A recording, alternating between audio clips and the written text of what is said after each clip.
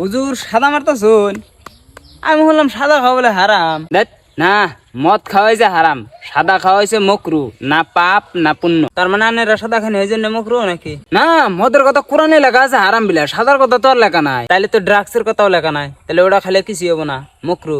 আরে ভাই, মদের কথা কোরআনে লেখা আছে হারাম বিলা, সাদার কথা তো আর তা নাই।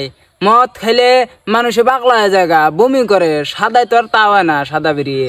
হুজুর, আমরাও জানি আর মানি যে মদ খাওয়া হারাম, আর সবেরই না করি যে মদ খাওয়া না, মদ খাওয়া খারাপ। কিন্তু মদ আর সাদা দুইটাই নিশা জাতীয় বস্তু। ওই টাইমে সাদা আসাল না, খালি মদ আসাল। মদের কথাই লেখছে হারাম বিলে। নিশা জাতীয় পদার্থ যেটা মেন্টালি ফিজিক্যালি খারাপ করে, সব বুঝতে হারাম লাগবো। কেরাগুলো সাদা খালি কিছু না, একজন মানুষ যে সাদা খায় না, হ্যাঁ সাদা খিলাই দেখেছে, নয় মাথা ঘুরাই দিয়ে বই পড়বো, আর নয় বমি করে দেবো। আর সাইন্টিফিকলি মদের থেকে সাদা বেশি ক্ষতি করে। তার মানে মূর্খ মানুষগুলো এমনি এক লজিক দিয়ে বুঝাই থিয়ে দেবেন, যাতে আনেরা কোনো ভুল করলে জানি হিনা জানি কহার না। সবের এই ধরনের হুজুরের থেকে দূরে থাকো।